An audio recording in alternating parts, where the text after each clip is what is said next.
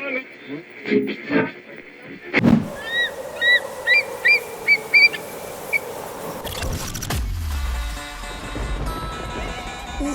olumaphiko olugula amaphiko kwaye kwaphephezela omiyane inyoni nobuciko nomnyunyo edweleni isivinini emafini icula ingoma emnandi yayahlukanisa unyaka omusha komdala inyoni enezigidigidi zabalandeli abayilandelayo zamemeza sezidololozela sathi siyayazi le nyoni yayiculela okhokho bethu abanye abathule isibongo sokhozi FM sisibhalelwe isidadada sothu ukhozi FM luhamba phambili.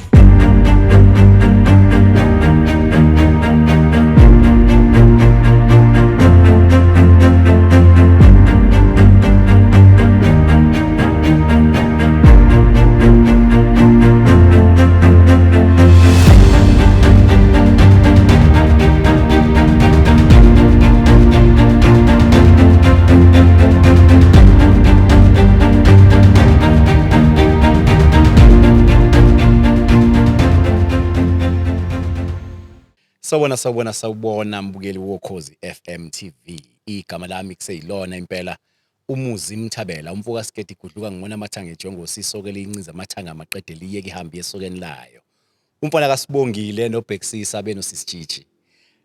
Uyabona uma ngabe le yansizwa yaphesheya le eBahamas. uDr Miles Monroe ithi uma ngabe umuntu kumele ufe uempty ngoba kumele ufe ungasasele nalutho ukwenze konke owafika emhlabeni ukuphathisiwe kuthiwa wena uyokwenza lokho.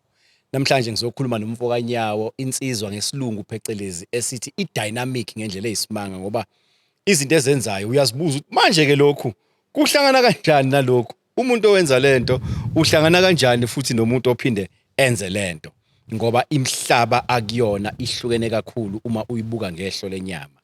Lensizwa iyambandakanyeka ezintweni ze-mining, iyambandakanyeka ezintweni ze-mechanic, angazi mechanical engineering kanjani. Uphinde futhi uyizwe seyihlaba laphana ngephimbo ibheka phezulu ithatha abantwana bakaNkulunkulu iba ishonisa phezulu ngendumiso ibasondeza kuJehova ngokudumisa. Icula umculo wohlobo lwegospel. Kuningi ekwenzayo. Uyisomabhizinisi angazi ngimuzwe ethi wenza namanzi, udayisa amanzi. Angazi uma wathandazele amanzi noma amanzi angcwele. Mfoka Nyawo. Sibonga. Hayi man uyangixaka mina ngithi ngisathi ngibheka into eyodwa ukuthi emhlabeni ngizokwenza lento bese ngihlala nomfoka Nyawo owenza izinto eziningi ngesikhathi esisodwa. Awungenzi halamuzi ukuthi umfoka Nyawo ubani. Oh yeah, ngibingelele balaleli emakhaya nababukeli. Igama lami uSinethemba Malungelo Nyawo. Owazalwa endaweni yaseMbazwane la kudume khona kwaMhlabelingane. Ngakhula ngafunda kuwo la ama-site emakhaya. Ngeza ngapha eGoli mase ngiqeda imfundo ephakeme. Ukuzozama ukuthola amathuba ngoba isikhathi esiningi ngibone abantu abaningi baye basuke baye koThekwini, baye ko-Cape Town, abanye bagcwala khona lapha eGoli. Nobaba bethu baphelela khona lapha. Ngase ngisinama ngeke ngize ngizozama ngoba kuningi ebenginako ngaphakathi enhlizweni yami ngithi ngifuna ukuthi ngikhiphe ngigcine ngikwenzile. And uNkulunkulu emuhle njalo kwagcina kwenzeka impumelelo sayibona sakwazi ukwenza lokho kusemandleni ethu. Namanje sisayibambe lapho. Njoba ngisho nje ngi-own company bayibiza nge-Circle Rail. Ngi-own company kuthiwa yi-CNB Logistics. So i-Circle Rail is more on mining engineering, CNB Logistics, ama-trucks, izinto ze-transport. So masithi into ye-transport sikhuluma ngama-truck, sikhuluma ngamakhumbi, sikhuluma ngezinto zama-local underground mining, nokunye. Then bese kuzoba khona i-record label ebizwa nge-Snetech Media. Enabaculi nayo yenza kahle kakhulu kuma-radio, ku-TV, ephinde ibe yona futhi ephinde manage mineke kulezo mculo. So yeah, kuningi kune-foundation, Malungelo Foundation. Siqeda ukwenza isikole nje ngapha endaweni yaseJozini, sirenovate isikole, sasipenda, salungisela abantwana ukuthi babhale kahle, safaka amawindi, izivalo, sasenza sabasisha isikole. Ne-team yebhola lapho khona sisiza khona ama-legend labade badlala kakhulu lapha eSouth Africa, abantu abafana bo-Dr Khumalo, boLucky Fat, boSteve Lekuleya nabanye. Because ngesikhathi baye ukudlala i-income yagcina ingasabibikho. Yes. So sase sithi kwi-foundation asenze i-team yebhola sikwazi ukuhlangana nezimayini namanye ama-companies ukuthi sihambe sidlala yonke le ndawo lena labantu laba at least kube nento bayitholayo. Yeah. So in short nje ngumuntu o-active kakhulu kweze-business. Ngicabanga ukuthi mhlawumbe umbuzo umuntu angakubuza wona ukuthi babunyawo yini ongayenzi ngoba mangikubuza ukuthi yini oyenzayo ukubala konke uyabona nje njengoba kukhona nama-truck amakhulu emva kwami uyothi usuke ubungithi hayi sesenza amasondo ama-truck-ke manje. Mhlawumbe omunye umuntu ekhaya uyayibuza ukuthi le ndoda izenza kanjani into eziningi kanje yona ibe ingakwazi ngisho nokwenza into eyodwa. Ngiyazi ukuthi salivula uhlelo kodwa ungathini nje kumbukeli wami ekhaya othi mina sengizame konke ngikwenzile lokhu ngiyahluleka ukuthola umsebenzi kodwa ngiyayibona lensiza ukuthi kunololu gqozi enalo. Yinto ozalwa nayo le noma yinto oyicosha nje endleleni wenza kanjani ukuthi ube nekhono lokwenza izinto eziningi kangaka ungathini kumuntu ongenzi lutho wena ekhaya kodwa ufisa ukwenza ukuthize? Into ebaluleke kakhulu konke ukuthi umuntu abe nothando. Ngaphandle kothando ayikho into engalunga. Ngisho kuthiwa uyi-hard worker kanjani mawenza into ingekho ngaphakathi kuwe akulungi. So mina isikhathi esiningi ngiyangibuke into ngifune ukwenza lokho engikuthandayo. Yabona mawubheka kweze business ngasitshela ukuthi ngiyayifuna lento lena ngiyayithanda. Ngisho ngathi ngilahlekelwa imali kodwa angihluleke ngizamile. And angizange ngigijimise imali. Ngifuna nje ukubeka caca lokho. Angizange ngigijimise imali. Ngafunda, ngasebenza emayini, ngasebenza emgodini, sasishaya ipiki laphana, sipenda, senzane emgodini. Ngasitshela ngathi okamanje ngisafuna ukufunda mining. Ngasebenza 3 years mining. Ngithi ngifuna ukuyifunda. Ngayifunda mining. Abantu babengazi ukuthi ngenzani kuphi. Ngangisebenzela i-company bathi Isibanye Stillwater. Ngaphinde ngasebenzela ne-Anglo Gold Ashanti. So ngalezi zikhathi lezo ngangisitshela ukuthi ngifuna ukufunda. Ngenxa yokuthi ngiyayithanda mining. Ngiyathanda umsebenzi wezandla. Ngakwenza lokho. Kuhambe nesikhathi ngase ngithi okay manje ayithi ngiqala into engiyithandayo. Ngaqala kwi-business, ngenza music, ngenza into zebhola, ngenza ini konke ngoba ngiyakuthanda. So umuntu osekhaya into engayisho kuyo ukuthi akake abeke uthando phambili. Kuba lula. Uze abantu bathi lo muntu uyi-hard worker ngoba inhliziyo uyivulile. Mangayivulanga akuphakame ngisho isipanela. Makuthi awuyithanda into enza ngeke siphakame isipanela. So abake bakwenze ngothando bangagijimisa imali. Yebo sonke imali sayifuna kodwa sike sizame sivolunteer sakhula thina kuthiwa kuya volunteer. Abothisha babefundisa esikoleni 7 years angaholi. Asebenza umuntu eclinic abe yinesi 10 years angaholi. Kodwa ngenxa yokuthi unethemba unothando lento yenza bekade bakwenza egcineni uzokuthola umuntu sophumelele soqashiwe government semqashile. Nathi kulesikhathi samanje masingenza kanjalo sibeka uthando phambili. Kuningi esingakwenza futhi sizophumelela. Usinethemba ukhula kanjani ekhaya? Abazali bakhona nikhula kanjani isimo nje wakhulela kusona ekhaya? Iqiniso lihle ukukhula kwami kumlando kuye kube into enzima ukuthi ngikhulume ngayo. Angifuni ukuqamba amanga. Kuye kube into enzima. Kunendawo esazalelwa kuyona ekuthiwa kusesikhandane kwaNyawo.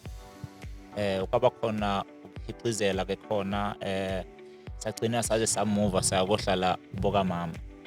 Nakhona kuboka mama akukho umuntu osupporta umndeni esingathi uyena osibhekile sonke. Umama wagcina wazihambelwa kozabalaza kwezinye indawo khona koThekwini kuphi.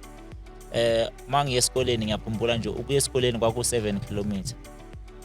Ukubuya esikoleni kwaku 7 km. Sicathulo singekho. Ngihamba ngonyawo ngiya esikoleni. Ibhluke ohamba ligqokile ngisho e-high school usithole so faka iskindi ibhluke lidabukile isicathulo sikho. Abantu abaziyo nje engazini ngishona kwi-farewell yakhona kwazi wafika omunye uthisha bathi uthisha uNtselo wathi kimi uzoyenza i-farewell.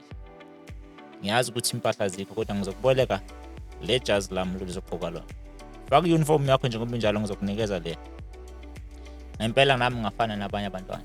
So bekuye kubenzima ngifuna ukukhuluma manga. Ngathi futhi yona into engiphusha kakhulu le ngoba beyokulala uthola ukuthi ukudla kukho. kumele kulinde ugogo ahole, ugogo maholile nibaningi ekhaya, ukudla kuyaphela ngeviki lokuqala. Kumele nivuke niyokulima emasimini, nenzeni. Bekukuningi kakhulu. And-ke ekhaya thina sikhula iy'nkomo zingekho, imbuzi zingekho, umsebenzi bokumsebenzi wasekhaya. Nihambe-ke niyokozama nakwezinye iy'ndawo, nicele leyo mali, nicele leyo kudla, nigcine senihamba niyokokota. Kuningi. Akukaze kube lula nje, in short ngayibeka kanjalo. Impilo yami ikona kwenza ukuthi ngithi angifuni ukubuyela emuva.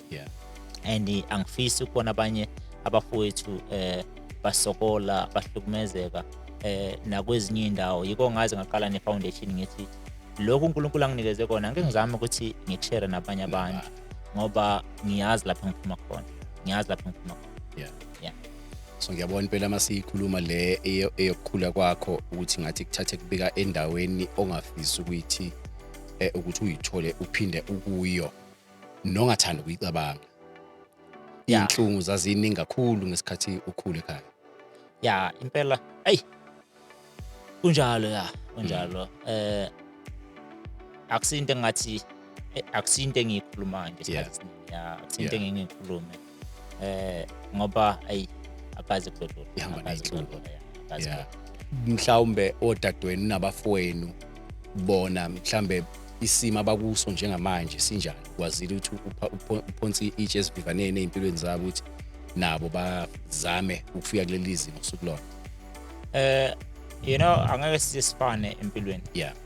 Kodwa lo osuke anamandla kumele aqinisekise ukuthi uyasiza. Uyakwazi ukuthi anakekele abafowabo nabodadewabo. And ikona engikwenzayo.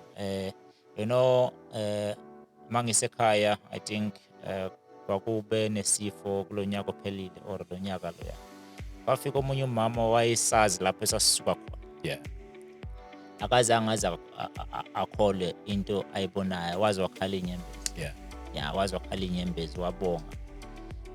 Ngasho ngathi esayidini lami bekuthiwa lapho engisuka khona ngakhula ngiwu-cheese boy, mhlawumbe ngapha kunje. Ngaba ngikwazi ukunakekela umndeni. Okwamanje kimi ngiye ngisho ngithi umndeni ekhaya ubaluleke kakhulu. Kumele ngenze sure ukuthi ngiyaqinisekisa siba right. Phinde futhi i-community yonkana lapho engikwazi ukufinyelela khona. Yiko ngize ngaya esikoleni ngangifunda kuso nga-street innovator. Nakwezinye iy'ndawo-ke ngisebenzisana nama-brand amanye different. Okunye ke kuphume khona lapho ekhampanini yami. Ngispende izimali. Yabona nje kulo nyaka sengispende imali engaphezulu ka-1.4 million for ama-communities sisiza lapho nalapho. And ngicabanga ukuthi uma oyi-one angakwazi ukuthi akwenze lokho, baningi abantu abazofunda, abazobona ukuthi le into enhle bese bayakwazi ukuthi bakwenze nabo. Singathi nje ngokuphumelela kwethu bese uzothi uphakamisa umndeni wakini kuphela. Akufanele kube njalo. I-empire kaze zikhande umuntu oyi-one, ikhandwe ngabantu, i-community bahlangene.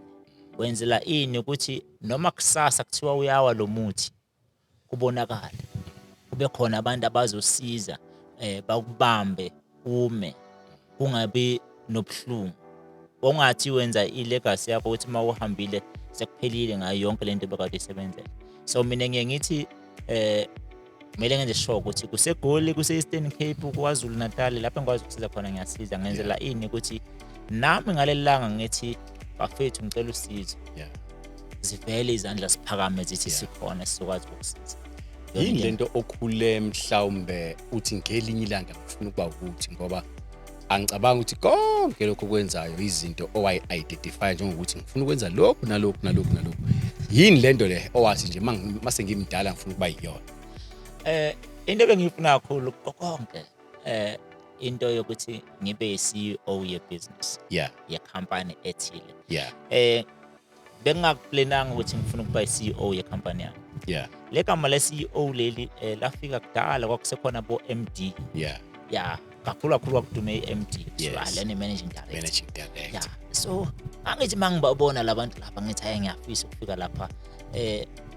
Bathi umama elinye ilanga uzohamba ngemoto enesonde emhlanje. Ngibuka ngithi lokhu ngifuna ukukwenza sure abanye bathi ahamba ube udoctor ube ini ngathi ngifuna ukwenza i-BCom ye-business, and I did that. Yeah.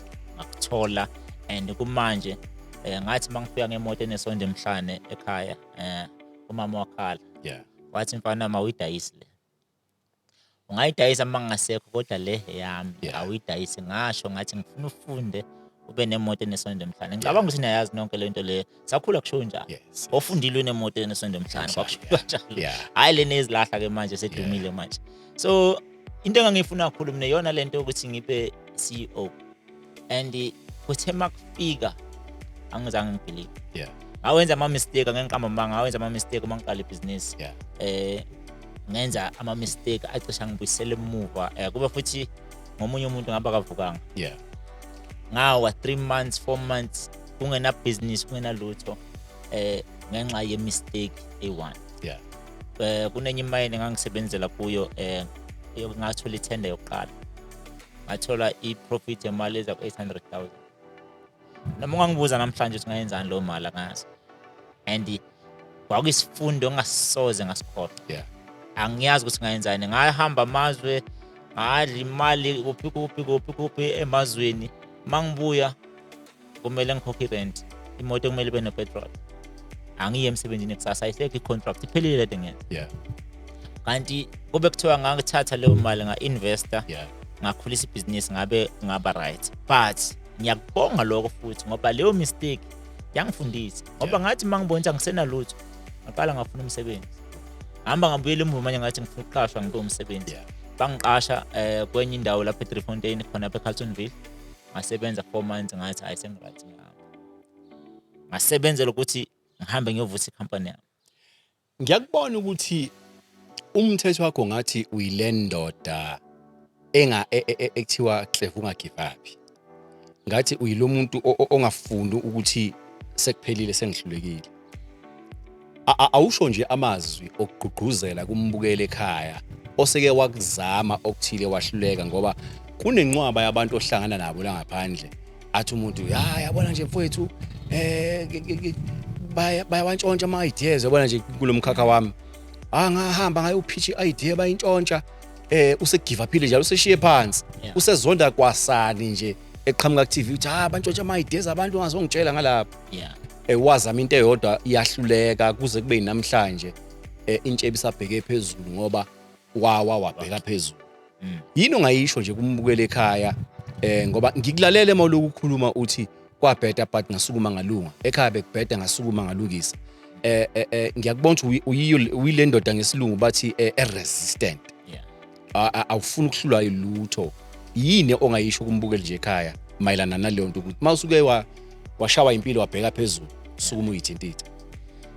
You know, njengoba ngishilo ukuqala nje uthando yona into ebaluleke kakhulu. Yeah. Kodwa engeke ngikusho mina konke, uma uzoba selfish khohlwa, angifuni ukukhohlisa. Yeah. Waba selfish ngisho kuthiwa ibhizinisi lakho lihamba kanjani, bazokuvalela ngaphandle mawukuthi awukwazi ukusiza abanye abantu. So mina isikhathi esiningi angifuni ukufihla ukuthi ngiyenzani. Uma ngiqala ngena kwibhizinisi ngiyangibiza abafowethu, kunabantu basuka ko Northwest, kunabantu base Northern Cape, koKimberley ngisebenza nabo, kunabantu base Eastern Cape, kunabelungu, kunabandiya, kunanani ngisebenza nabo, angikhethi. Yeah. Kunama China manje ngiqala nabo senza ilab kumanje. Yeah. So uma ngibona ukuthi lokhu ngiyakwazi ukwenza and ngiyathanda ukwenza, Yeah. angeke ngize ngikwazi ngibe nolwazi oluphelele ngithi ngizoyimastera ngiwa, kumele ngithole someone else osuka ngaphandle. Yeah. Eze nombono wakhe nomunye eze nombono wakhe, singene sibambisana. Yeah. Ngokubambisana kwethu kubalula ngoba sesibamba le ndima sibaningi. Yeah. And nami ngaso sonke isikhathi ngisho kuthiwa ngithola icontract bangakutshela abaningi, angifuni ukuthi ngithi la ngiyi1 ngifihle yonke into. Yeah. Ngenzela ini uma ngikhulume nawe namhlanje sasizotshela uSandile, utshele uDumsana, utshele ubani, i-marketing seyihambe ngomlomo ngaphandle ukuthi sikhulume eradioini nakumaphephandaba nakuma social media, seyihambile ngenxa ukuthi nawe uhappy lapho khona. Yeah. So ikona ngeke ngithi mina abantu abakubheke ungathi ufuna ukwenza uyi1 ngoba washayeka kuba inkinga, and mawuthi ufuna ukuvuka bazokuvalela ngaphandle abafowethu bazothi ngasikhathi right wena wasikhohlwa. Yeah. So angifuni ukuthi mina ngibe esimeni esifana leso. Yeah. Angifuni ukukhohlwa abantu abanama ngathina abanolwazi. Ngibabalekele futhi abanolwazi. Ngifuna ukubambisana nabo so that uma kunezinkinga sihlale phansi sonke kwi boardroom table sisibafethu, what do we do here? Yeah. How do we fix this problem? Siwilizola. Yini esingayenza namhlanje? Sifake isihlanganisa imbono noma kanjani khona into engaphuma. Ngamanye amazwi ubaba uNyawo uyilomuntu othi uma ngabe izinto ibheda athi ake sisuku besizibuza ukuthi yini esingayenza ukulungisa lesi simo.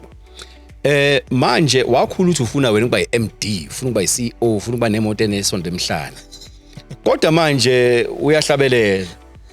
Futhi awuyena nje umculo nyana nje kuthiwa nje hayi laba abacula abasafufusa abasazama. Yeah. Phecelezi bathanda ukuthi bathi ama struggling artist. Ufika kanjani ke kwezomculo? Yini eyakwenza ukuthi ube nalolu uthando lwezomculo njengoba umculi ohlabahlose kangaka? Yeah. Umculo ngawuqala kusukela kudala esikoleni nase crash kubo mama Mkhabela bo Sabelo Ntsele basifundisa. Yeah.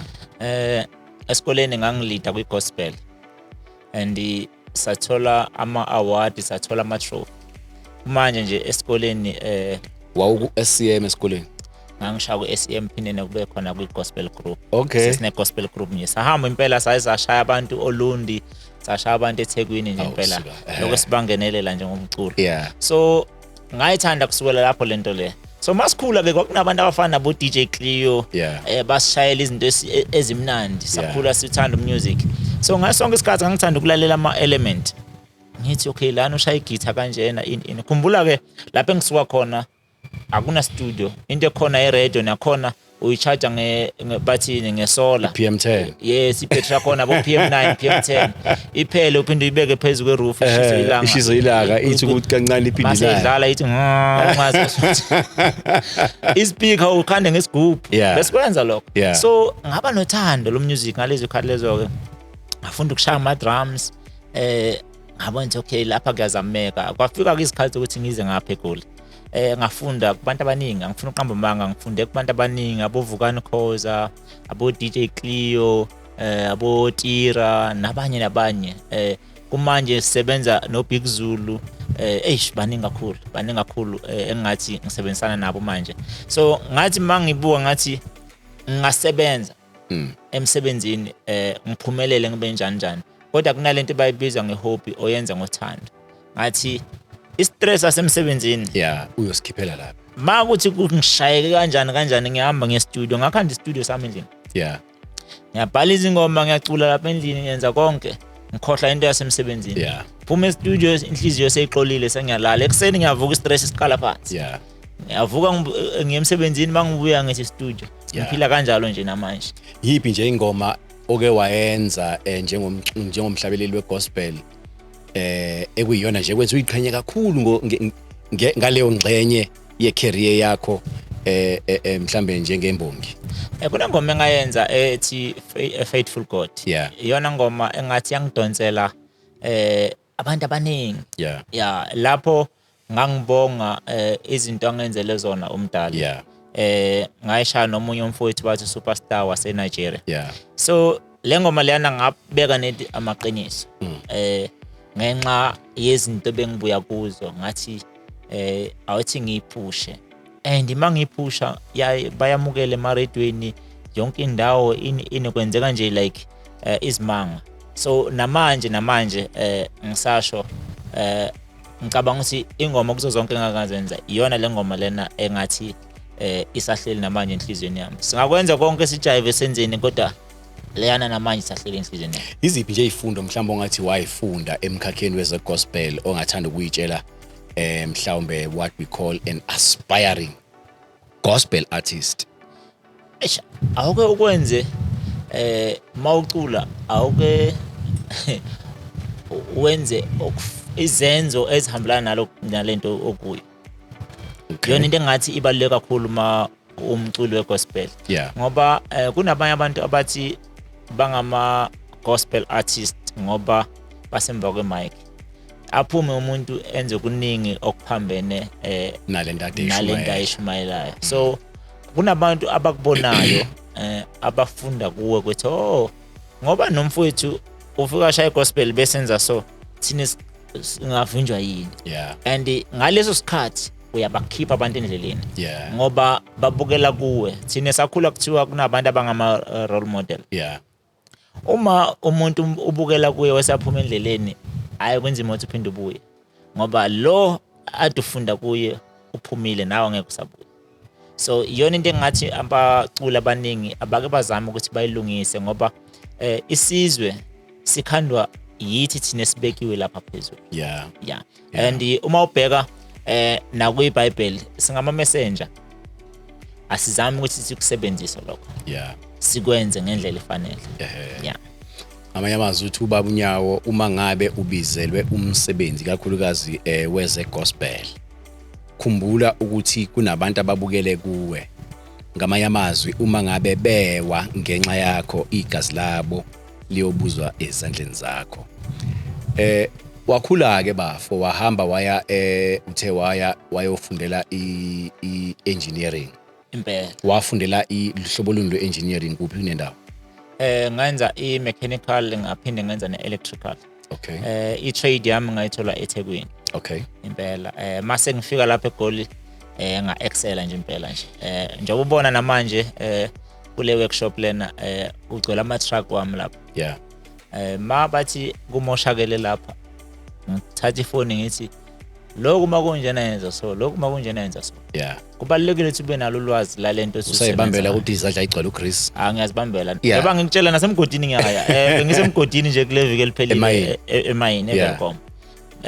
Imini engenayo impela ngaphambi ukuthi abasebenzi bami baye kosebenza benzo ze-engineering or ama-rail wathi bayazi ukuthi ngisuka khona. Abayi nje.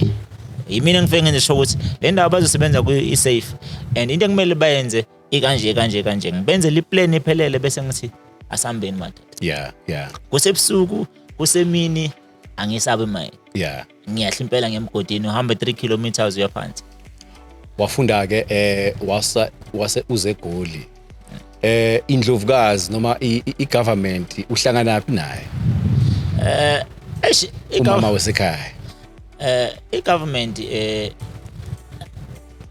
angazi ukuthi nginokulahleka kancane mawuthi government ngokomsebenzi. I-government umama wasekhaya indlovukazi yasendlini.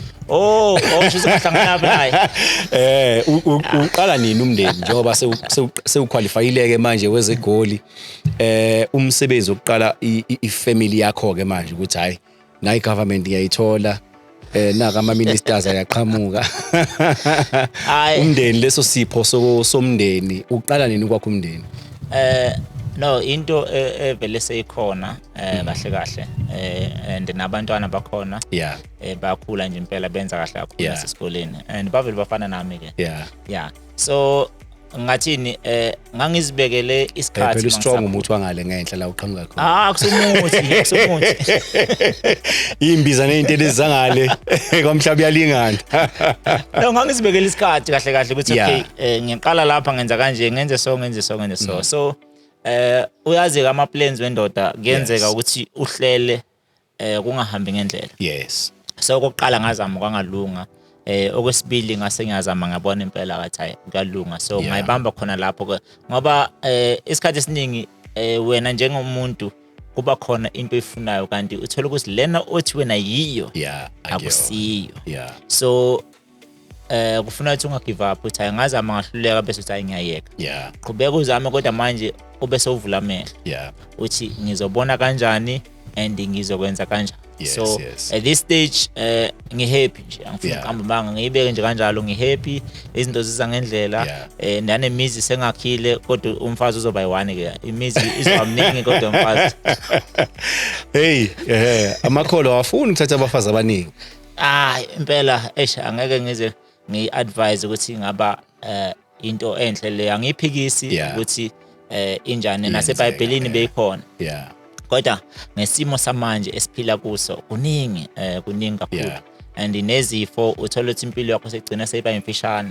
So ngokubuka kwami ngicabanga ukuthi kubalekile ukuthi si-investe sithenga imizi abantwana bethu bakhule ngendlela right kodwa nathi lead nge-example. Yeah. Mangisatha abafazi abayi-3 manje, I can promise you ingane yami izofunda because khona le ngane yami ezoba attached kumina ijabulele yonke into engiyenzayo. Yeah. Izofunda yenze lokho engikwenzayo. Lento And yenzile. bese kuyayilimaza. Yeah. Ngeke ngikubone nalapha kumabona kude uze bathi hayi kumele kwenze uba isiko la ekhaya umkhulu wayekwenzile. Yeah. Umkhulu wami wakwenza kodwa ama results akhona ngazi ngabona. Abe mahle. So angifuni ukuthi ngithi ngizothatha into engakayibuki. Yeah. And akukho enhlizweni yami ukuthi kube kanjalo. Yes. Angikhulumi ngoba mhlawumbe ngiprotector or ngisaba lo muntu enginaye Yeah. cha. Ngiqiniso nje linjalo nje. Yeah. Akekho ngikhombe ngesibhamu government akanankinga. Ngake ngahleka mfowethu yazi kwesinye isikhathi siyayisitshe lamakhehle akuyiwona amadala siyayisitshe ayovela athi hayi kumele uthathe abafazi abani wathi omunye kimi hey wemthabela yabona uNkulunkulu mayekuphakamisa bohlala nalo yedwa naye Yeah. lo wakhanda naye umuzi Yeah. wathi nje yabona nje iphutha engalenza mina ngisemusha ngaba busy nezindaba zamantombazana ngamangala ukuthi hawu le advice ke yangafana naleli khehle bengicabanga ukuthi uzothi hayi kumele bathathe nje babe u3 babe u4 Yeah. so uyayathi nje mangabe sebona ubaba sekhaya ebusy ngeke sewulanda ama-award laphana aphila suke kuma-award ayongena phansi komgoda suke phansi komgoda avula itruck kuthi nje kuye mangabe esebuka nje umyeni wakhe enza yonke lemgilingwane ayengacabanga ukuthi naye mhlambe indoda ayoshada nayo iyokwenza yonke lento oyenzayo. Iqiniso lihle akekho umfazi owesimame ojabulayo mayindoda ingekho eduze. Yeah. Yeah, mina isikhathi esiningi ngispenda kakhulu ngendaba zokutravel ngemsebenzi and stuff. And angakujabulela ukuthi uachieve. Kodwa mawungekho eduze Yeah. akubonakali kahle. So i-achievement bazoba happy obvious ngizokhuluma iqiniso kanjalo Yeah. bazoba happy but ngenxa yomsebenzi osuke ubhekene nawo bayafisa ukuthi ngathi ungakuhlala phansi. Yes, Of which yes. nami into engifisa ukuthi ngihlale phansi Yeah. ngiphumule but ngenxa yesimo engathi ngakhula ngaso ngafunda okuningi. Yeah. Ngabona ukuthi le nkomo yasekuyokuhlala ekhaya ayi igcina iguge ifele khona lapha phambi Yeah. kwakho lokuthi angithi uyazi isikhathi esiningi obaba ade basebenza athenga iveni kaSkhinkila ohlala nawo lapha ife iguge ihlale inkukhu lapha phakathi bese athi hayi ngoba manje kuyabheda ngiyaqala phansi ngiyosebenza sekulate Sekulate akusasebenzeki. Yeah. so kufuna ukuthi ngathi ungayibamba usenamandla usakhona ma ukuthi amandla yaphela uyazi ukuthi sengilihambile ibanga mina ngifuna ukuqamba manga Yeah. sengikwenze okuningi noma manje sekungathiwane sengiyazi ukuthi ngizamile. Yeah. Ngizamile Njengendoda futhi njengomnumzane wekhaya iziphi mhlambe noma isiphi isiyalo noma indlela yokuphila ophila ngayo noma ngithi nje your life philosophy as a man ukuthi ikhaya uliphatha kanje iyiphi nje iphilosophy ophila ngayo njengomnumzane wekhaya? okwamanje isikhathi sishintshile akusafani nakuqala. Yeah. Kushintshile kakhulu impela. Into bengifisa ngathi ngingaba inhloko eshaya umthetho kusebenza umthetho wayo but ngenxa yesimo esiphila ngaphansi kwayo manje akusekho njalo. Kumele umama wasekhaya naye akwazi ukubalansa asebenze nawe ngapha usebenze umvulela ibhizinisi nawe ube nebhizinisi wenzela ini ukuthi uma kuthi ngapha kulungi lapha ku right. So mina indlela engiphila ngayo ukuthi ngiinvest ekhaya is either kwi business or whatsoever ngiinvest ekhaya and i-system esiphila ngayo ekhaya kube i-system esizokwazi ukuyi-manager sibabili noma ngathiwa angisekho kube lula kuye ukuthi aqhubeka amanage lo muzi lo kungabe ukuthi kuzobe sekuvela ubhuti wami omdala athi cha ngiyangena ngoba umfazi omfowethu cha kukamfowethu lapha sengiyathatha in kumele i-system engiyisethayo kube i-system ezokwenza ukuthi noma ngingasekho umndeni wami uqhubeka uphile ngendlela right. Also awufuna ngenwe hayi impela ngaba idlozi elibi ungavume ngeenyawo ngaba idlozi elibi ngiyakuzwa impela ukuthi inhloso nqangi ukuthi usebenze kangaka naye umgqugquzele umsekele ukuthi akwazi ukuyimela angaze kufika imbodla la sethi hey manje umfazi kaBhuti Angeke kulunge ngoba phela lokho uthi kwenzela abantwana bakho ngeke kusaba khona. Umuntu mayefika nawe uzothathe akuhlephulele abanye naye kanti inhloso yami ukuthi abantwana bakhule ngendlela right, ba benefit noma sebaqedile bangasokoli ngoba angifuni uqamba manga manje asazi kusasa lesiphatheleni. Izinto ziyashintsha noma yinini. Before bewuthi mawune computer ube ne shows othola umsebenzi. Manje ungafunda icomputer kuyafana ukuthi awuyifundanga uhlale naye and ungaba udoctor kuyafana. Manje kufuneka umuntu ozophakama azilwele yena asisebenzele ngezandla zakhe. Sisakhuluma nje ngalokho umhlaba uyaguquka kakhulu ikakhulukazi kwezobuchwepheshe o technology bathi siku fourth industrial revolution mawubheka nje nako TV ubuka ama documentary uyabona ukuthi kwamanye amazwe izinga lobuchwepheshe ikakhulukazi ko China no Japan ubuchwepheshe buphezulu kakhulu labantu baphila ku 2045 esikhathini sanamhlanje. Iziphi izinto othi mawubheka lo mkhakha kuwo ikakhulukazi side le mine ubone ukuthi hayi mhlawumbe abantu bakithi abakayinaki into eziningi. Ngikhumbula nje mina mangiyofunda ngafunda ivideo technology eNatal Technikon sekwathi YDUT khona manje. Abantu abaningi there was a time la babenza khona I travel and tourism. Thiwa hey yona edlisayo kwashintsha kwaba iloko ama computer IT nabo HR or IT no HR. Yiziphi izinto mhlambe ongafuna ukuqwashisa abantu bakithi ikakhulukazi kulomkhakha weze mining ngoba imining yohle sikhona. Yiziphi izinto ongafuna ukuqwashisa ngazo abantu bakithi ukuthi ake kube ama career abawabhekayo siye ukwenza ama career okuwukuthi ayafa. You know mina into engiyibheka kakhulu kwi mining ukuthi kumele si implement izinto ezintsha ngaso sonke isikhathi. Siyazi before abantu basaba ukusebenza mining ngoba kuthiwa abantu bayafa in. So uma thina singahlangana njengama South Africans senza ama workshop sivule ama engineering shop se manufacture izinto ezingasebenza kwi mining industry singaya kude kakhulu. Mawubheka mina ngiqale ngenza ama rail clips lawa bamba isporo ukuthi singanyakaze mawubeka phezulu ama step. Ngiqale ngenza wona ngawathengisa emayini ngabona ukuthi ayasebenza impela. Ngabuka ke manje ukuthi yini engayenza ukuthi isize manje imayini ukuthi ikhule and nami nginikeze business. Every time mangiyemgodini ngiya-identify new things ukuthi okay lokhu kuso but akho right ngenxa yesimo so mangashintsha kancane ngishintsha ipattern ngimanufacture something ezokwazi ukuthi ivale izingozi kwangisebenzela nakho lokho. So manje from 2020 kufika manje izinto ezi-digital sekunabo Wi-Fi emgodini le phansi ko 2 kilometers sekune Wi-Fi. Ngabona ukuthi okay manje sesinikeza i-Wi-Fi emgodini kumele kube na something futhi esizoyenza ngayo le Wi-Fi. So manje ngakhanda ama device okutracker i-equipment mine. Uma une pump ngifaka i-device ezoyitrack. Ngisho ngathi uyiza mazama lintshontshile mawuyiphanje computer uzoyithola ukuthi ikwi-location eso 2 meters ilapho uyayithola noma kanjani.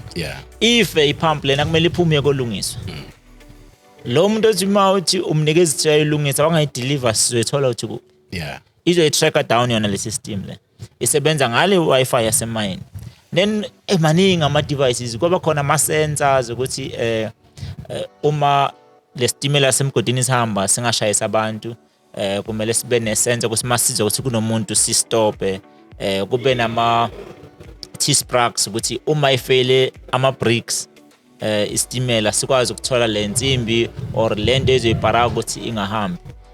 Okunye kunento yamawinch esebenza kakhulu emgodini ukuthi umuntu osebenza ngale awumboni so kumele kube ne device ozoyipress triple le system ayisebenza or lo machine wasebenza mayuke utrip uyakwazi ukuthi manje uwalk kuleyo distance le bese uyafika ukuthi ha yimi ngicishile so ungavula usebenza akusekho umuntu kusafe.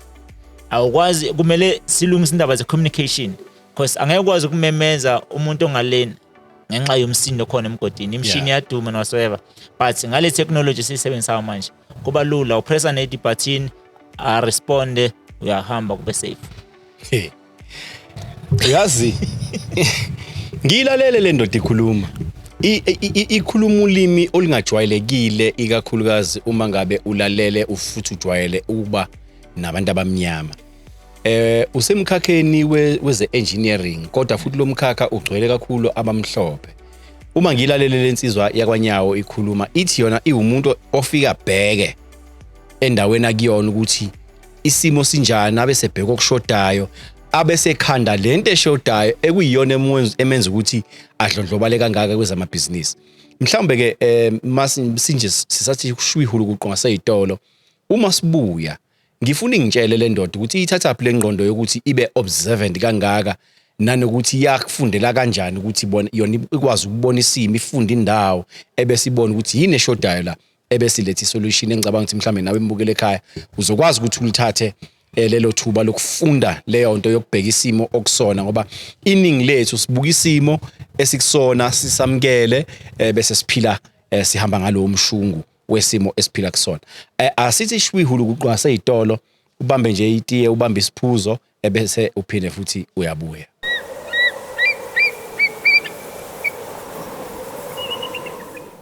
Lenhlisweni yami wena uyasenzela enhlisweni yami angithi wena kancane kancane uyafela enhlisweni yami wena kancane kancane uyafela emapusheni. Iphinde ngikwamukele ke futhi imbukeli woKhozi FM TV. Ngithi welcome back lana sisakhuluma nayo insizwa kanyawo eyenza imgilingwane imisebenzi eminingi kodwa futhi iya excel kuyo yonke. Bathi jack of all trades master of all. Besisakhuluma lana ngezobuchwepheshe be-technology enisebenzisa emsebenzini wakho njengonjiniyela. Kuningi okwenzayo. Awungitshele futhi nezinye izinto ozenzayo ebese sinje halamuzi ngapha kweze technology emkhakheni wakho. Okay, kuningi impela kuningi njengoba ngisho ngidesigne izinto eziningi ze safety. Yeah. Sithi ama safety equipment or component. Izinto ezifana nama T-sprugs, ama rail handling device. So ama rail handling device izinto zokuphakamisa isiporo abantu mabako installer underground. Angithi manje emgodini angeke uzufake le machine emkhulu ama crane nani. So kuye kube nezinto esisebenzisa ukuthi siphakamise sikwazi ukuyifaka kahle kulayini. And then bekhona nama installing device esawenza enza ukuthi abantu bangalimali. Kuphinde kube khona izinto ezifana nama sensors esiwasebenzisayo. Siyazi manufacture izinto eziningi. Siphinde futhi sizinstall. Sine team eyenza i-engineering kuma mine. Masikhuluma ama mine ke sikhuluma ngebo Goldfields, Harmony, bo Evander, Sibanye Stillwater, nezinye izimine engisebenzela kuzo konke lama province lawo. So masenza le msebenzi leyo ke kuba izinto esaziyo ukuthi siya excel kuzo. Most of those things sizenza kanjani uma ngenza ama visit emgodini ngiyokwenza i-audit ngiyangibheka indlela ekusetshenzwa ngayo bese ngithi okay lokhu ngingakushintsha like ama cylinder ade bawasebenzisa before I think ama cylinders are simple every now and then ayafa ngazama ukuthi ngenza ne system entsha manje ama cylinders ebazowasebenzisa for long time no issues. Ama rail clips ngayenza i-tamping plant from EN8 siyenze ibe N9 so insimbi uyithola iqinile but isifaka kumshini manje si-temporary ukuthi iqine more. So if ukuthi uyabheka those things izinto eziningi nje ngathi akekho umuntu ongifundisayo ukuthi ngizenze but ngiyengithi akukho okungangihlula uma ngizosinikela khona. Yeah. So ngiyangibheka isimo ngithi okay lokho ngakushintsha so ngikwenze kanjalo but uma ngizolinda ukuthi kube khona umuntu ozongenzisa zonke lento lezo ngizogcina ngime endaweni e1. Yeah. I-technology yashintsha every now and then isimo esiphila kuso ku-mining yashintsha always. Kunezinto ezintsha njalo. Ngizona kakhulu ke nama engineers asebenzela izimine, ama inspectors ku Department of Minerals, ama managers asebenza khona ezimine. Uma banama challenges is either ama accident or izinto ezenza umsebenzi ungahambi ngendlela. Siyakhuluma. Sibonisana ukuthi okay no lokwenze so banginikeza ama-samples on ama-ideas nami ngize nokwami ngithi okay asenze ngale ndlela le sithi manje isebenza uthola ukuthi yasebenza and ziya-approve futhi kwi-department so okusho ukuthi esikwenzayo at least kuyayisiza imine mawubheka njengoba ngisho nje esibanye still water nginama-items amaningi abawasebenzisayo ATM ama-items okay yeah amaningi abawasebenzisayo and owa-invente wena yes ibawasebenzisa even eharmony isibonelo sayo mhlambe iTsprug iyona ngathi ngayenza different isikhathi neziningi abantu ade babana kuba nama accident amaningi malokho babiza ngamagalanyana ke emgodini into ebamba lesitimela lesi so mina ngabona ukuthi lento lezi masiphelela ama break or mhlambe kuyenze ku drive ulela iyahamba uthole seyoshayisa kophukubi kufa abantu ngathi khanda le T-Sprock my ukuthi umuntu ulele izohamba ihamba ifika ishaye lapha ime akunamuntu ozolimala akuna nix ezolimala imini ngadesigna lonto lokho install ama red clips ngisho kumanje nase Transnet abanye bawasebenzisa lawo ma device lawo ngawenza and kulula ibamba clip yakho ngendlela right ushaka i1 iyangena qhubekela phambili umsebenzi kuba lula and ku safe yona into esiyiqinisekisayo and then bese sizoba khona ke na ku transport ama truck asebenza ezimine logistics ku logistics okay so njengamanje sisakhuluma ngawe njengomculo yes sakhuluma ngawe njengo-engineer manje sesikhuluma ngawe njengosoma business owner inkampani ye logistics saya kude asikaqedi inkampani ye logistics CNB Logistics kunama truck ay68 asebenza khona 68 awakho amaningi akhona awami okay yes 41 akhona bese kuzoba imshini nakhona futhi sikhuluma ngama excavator awami kama excavator ama TLB frontal loader lezo njengezami water truck ezami so lezo sisebenzisa manje ukutransporta imaterial egolide ke manje lo mhlaba onegolide ngithi emgodini uyembiwa kuya blast okwenza yonke into emgodini semanje kumele iphume uye ku-processing plant siyatransporta thina simanager isystem yakhona from the silo weighbridge up until yofika eplantini la kuprocessa khona igolide and senza sure ukuthi imine ayistop ukusebenza umsebenzi wethu lo uma kuthiwa kunama failures then ithine kumele sivuke ngisho ebusuku senze sure ukuthi yonke into ihamba ngendlela nakhona kuma truck kunama systems siwafakayo ke manje khumbula i-truck iphethe umhlaba onegolide kunalesimo esibhekene naso ke manje ngazi ipandemic or yini le yamazamazama so kumele senze sure ukuthi simonitor ngendlela ukuthi imaterial emine ayintshontsho sifaka ama camera kuma truck sadesigna enye system yama cameras i-truck i-camera yakwazi ukubona emasayidini i-drive iyambona noma itipa iyabona and kunabantu abase control room abagadile lawo ma truck la ukuthi ayimi noma ikuphi mayisuka lapho yo deliver endaweni sokumele kube kanjalo and sirana i-production yemine not mine e1 senza kahle kakhulu lapho kuphinde kube khona nawe long distance from here kuya koMozambique koThekwini kuphi we still doing well nakhona lapho so mawubheka umkhakha we logistics angifuna ukukhohlisa baningi abantu abawuzamile uyinkinga kanjani uma uzogijimela imali nje bangihlale ngibeka nje angeke uzukwazi ukuya phambili uma ubheka umfowethu uBig Zulu i-truck yakhe le lenebovu le okay i-truck yakhe le uBig Zulu ngingambona iveze ku social media impela nganginayo ayoyithenga wathenga yokuqala wathenga esibili ngahamba naye impela ngamtshelile wani ngathi mfethu sonke ku music kodwa ikhona enye indlela yokuphila zama ukuthi ungene kwi-business wangena kwi-business wenza kahle kakhulu angifuna uqamba wenza kahle kakhulu wathenga yokuqala i-truck wangifonela wathi futhi ngifuna ukufaka esibili ngathi wathi bhuti omdala uthi bhuti omdala ngathi hayi kuleka bhuti omdala woza namanje siyasebenza sisonke lapha kuma truck and angifuna ukukhohlisa njengoba ngihlale ngisho umuntu ongaphandle ufuna ukungena asebenze nathi angimvaleli ngaphandle uBig Zulu ngamtshela ngathi khumbula ukuphumelela kwami ngikwazi kuphi uma ngizoba selfish angeke kuze kulunge kodwa mawuthi ngizosebenza nawe sizoya phambili woza ngamnikeza i-contract yasebenza so abantu abaningi abazama ukuthi bangabe selfish when it comes into the business. Akube nokubambisana sisebenze sonke siye phambili. And I can promise you sizoyenza lento lena isizophumelela futhi. Ngiyayithanda le oyishoyo mfowethu yokuthi uma ngabe udlondlobala ungabi nomona ngeinformation ngoba ngicabanga ukuthi enye yezinto ezisibambelela emuva thina sizwe esimpisholo yiyo lento yokuthi uma ngabe kukhonto yazi ufuna ukuyigodla khona uzovela wedwe lokushini. Lokho kugcina kwenza ukuthi noma nawe uwa nje bukadusha ukuthi mhla wawa ababe besakuvulela ngoba bathi ngenkathi wena udlondlobala uzange uzusinakho.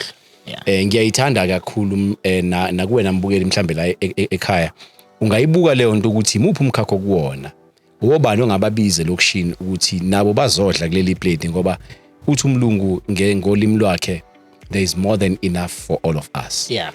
Ngikuzwe futhi ukukhuluma nangamanzi ukuthi unebusiness lamanzi. So ubaba uNyawo osomabhizinisi imapha amanye amabhizinisi anawo. Usema trucking kwi logistics, mining, ubigolide, udayisa amanzi, umculo, ikuphi kunye kwenzayo? Ikhona business yamanzi impela yenza kahle kakhulu amanzi abantu bayawathenga still water. And then kuphinde kube business yama property. Lapho khona ngathenga nje i-center encane enama shop abantu ba renta ngenxa ukuthi mhlawumbe ngesifiso sokuthi kungenzeka one of the days umuntu abe nemall asazi kodwa phela nako loka sakubiza ngako ukuthi kuyi mini mall kuba shopping center nje encane kodwa iyaphilisa. So kuningi man kuningi engizama ukuthi ngene kuko okunye engisasebhizi ngako namanje ukuthi ngizama ukuthenga ama shares kuma companies. Why ngifuna ukuba nama shares kuma companies ukuthi ukuma wedwa kungekho umuntu ozobalansa kuye kuba inkinga. Mawuwa akekho umuntu ozokuphakamisa. Kanti uma uthenga ama shares ko JSE nakuphi kulama companies amakhulu uyakwazi ukuthi makuthiwa thengisa uya benefit ama company enza kahle uya benefit kube njani uma. So ngiyazama ukuthi yes property wonke umuntu ukhuluma ngayo South Africa ukuthi into engathi inemali kamanje njengoba ngiwathenga nami lapho nalapho but okwesinye isikhathi kuyadinga ukuthi wenza business elizoqasha abantu. Kumanje mawubheka ecompanyini sesinabantu ku-Circle Rail I think we're sitting on 400 something people abaqashiwe kule company. Then ku-CNB nakhona futhi sinabantu about 300 something. CEO. Imini CEO. Lento owawuyisho sakhulu. Angifo. And nakhona mawubheka i-management team uthola abantu abakhona I think beza ko 34 nakhona futhi simixile abantu abamnyama abelungu baphethe uyena uTsepiso Muthiba Khomo wase Northern Cape but in Northwest amunye nje usisi ukhuluma isitswana kakhulu ke noma wathi ambiza kwasami kuKhozi FM angalahleka kakhulu. So mawubheka ngiye ngithi angeke ngithole ibusiness elizophakamisa abantu ngoba khona ama business esiwenzayo uthola ukuthi when you benefit kodwa i-community ayisizakala.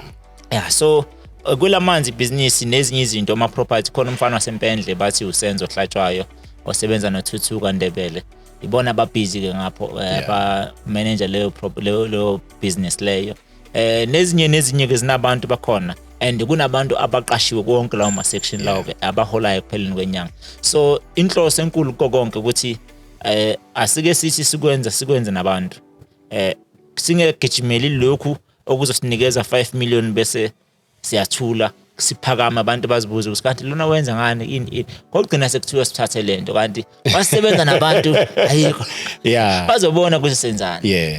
Impela sibambe lapho. So inhloso yami nje ukuthi ngikwenza nabantu yonke indawo. Kuningi osukwenzile uma ukuqhathanisa nalokho owucabanga ukuthi mhlawumbe uyokwenza usemncane. Yini enye osafisa ukuyenza ngoba phela uma ngabe ulokhu khula emhlabeni ila uqala ukhona ubona iqala khona ubone ama possibilities ezinye izinto ongazenza. Yini ufuna ukuba yiyona? Yabona nje mina mawulokhu ukhuluma ngiyazibuza lensizwe yenza izinto eziningi ngakahle hle ifunani. Yini osafisa ukuthi ufinyelele kuyona? Isifiso sami esikhulu ukuthi ngiqhubekele nakwamanye amazwe. Kweze business yebo kwamanje siyangena koBotswana, Zimbabwe, Namibia, Mozambique, Swaziland. kodwa ngifuna ukuhamba international. Yeah. Ngisafuna ukuhamba international ngenze business. Kunendoda yayingifundisa kweze business. Omunye umlungu babethu Herman Peterson unfortunately ke wasishiya ke emhlabeni. Yeah. Lo muntu lana ubehamba yonke indawo. Yeah. Asebenza. Athi ke uma wena ucabanga ukuthi imali oyenzayo uyiqeda eBoxley store or uyiqeda namantombazana uzobona ukuthi ayikho lo mali.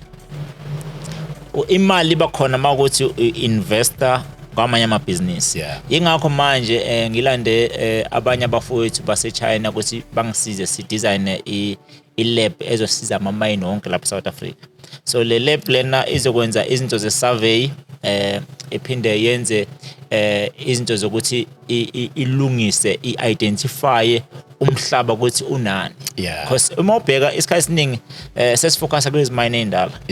Akekho ofuna investor back to his mine manje uqala izimine ezintsha nasoever. So manje sine sifuna ukusebenza ngalonto leyo si-check izindawo sithi okay lo mhlaba lona unento so si submit ama document ku DMR and stuff. Nezimine esisebenza kumanje sesi approachile bo Sibanye bo Harmony bo DRD sababona isystem isebenza kanjani. Ngifuna ukuyisala lapha eSouth Africa lena. You won't believe ukuthi kumanje abantu balayisha umhlaba koMpumalanga, Limpopo, Northern Cape bawise China, bawise India, bawise Russia ukuthi uyoko testa ngale machine le. And la singakwazi ukwenza kancane. So kumanje ngisazama ukukhuluma nabo labantu la base China nabase Russia ukuthi bake banginikeze the whole system. Ngithenge from them, ngicreate i-lab lapha eSouth Africa. Kungabikho ozophuma utesta ngaphandle, akuphume i-material lapha eseyenziwe sesiyazi ukuthi yini le sizothola malini ngalokho ihambe. Hayi lento ukuthi uyahambisa bazokutshela seyile ngaphandle ukuthi cha le iwethe imali engaka. Ayikho into ozoyenza ayisekho mse. Seyihambile uzothini? Bazokutshela ukuthi ayilahle lakho selaba imali engaka. Asiyenze la. Mayisuka lana sihamba ine record ephelele ukuthi okay guys nifaka imali engaka lesi what we do finish. So inhloso yami lapha nento ukuthi ngithi ngivule le lab lapha eSouth Africa. Imshini already designiwe yasebenza kwezinye indawo. Manje ngifuna ukuthi ngiziswa lapha eSouth Africa and ngivule lento lena ezokwazi ukuqasha abantu abangaphezulu ka200. Hayi mbukeli woKhozi FM namhlanje ngilalele ngadela ungiqheme ngeqwantwala ngiswela imlomo nezindlebe zokuthi ngilo ngulalelile nje ukukhuluma kodwa seseliqoqa ke manje uhlelo mina ngiyaye ngizibuke njengomuntu osafisa ukwenza izinto eziningi but ngicabanga ukuthi umqondo wami ugxile ekutheni ngenza into eyodwa ngesikhathi esisodwa kodwa namhlanje ngifundile njengoba sikhuluma nomfokanyawo ukuthi ungenza izinto eziwu10 ngesikhathi esisodwa uyayathi omunye mayikhuluma athi ungawafaki wonke amaqanda akhe ku basket odwa lensizwa inamaqanda amaningi ewafake ku basket abahlukahlukene mhlambe yami inselelo kuwena mbukele ekhaya ukuthi imapha amakhono obuso wabhenkile uthi hayi lokhu ngizokwenza ngelinye ilanga ngoba enye into ugcina unenhliziyo embi mawuthi uzama i-idea udinga ingaphumeleli kanti uma kukuningi okuhlwanyele iningi imbewu etshale lapha nalapha noma kubheda lapha unalithemba kokunye ngoba iningi lethu siqhemeke engeqwantwala abantu abasirobha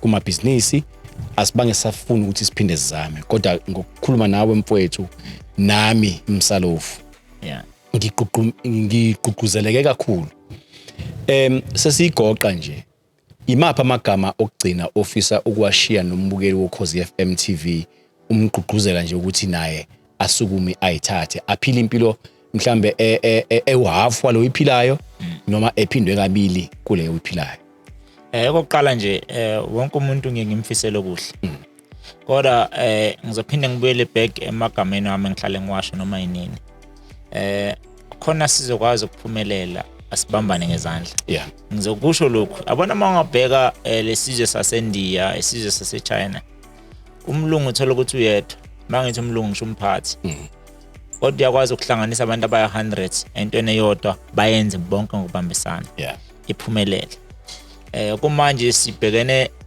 nezinto zesitolo lapha bekusikhuluma ngazo uthola ukuthi bathi kune shop yapha ngapha idayisa ukudla okungekho right so bonke ugcina sebenza into wrong uyasibuza bakwenza kanjani okurong kanti ilo yamphathi lo obenzisayo kanti kube kuthiwa babengasebenzeli umuntu bahlangene wonke umuntu anama-shares wonke umuntu ayiphathe ibhizinisi ade bakwazi ukubonisana ukuthi hayi bafethu ngathi siyaphumeleleni la asilungiseni la asike singafuni ukuthi sibe ngokhanda lemtshelo kwakhe asibambisane sikwenze sonke and namanye ngizophinda i-empire akusiyo umuntu eyiwani ngisho ngathi uFan Tondero uyathanda ibe ngeyakhe angeke ibe yakhe kodwa eyemphakathi wonke ngokubambisana and lokho kwenza ukuthi ingawi uma ubheka kunalene bajwayele ukuyibiza yase-England ngisho ngathiwa akasekho Queen Elizabeth imile iyaqhubeka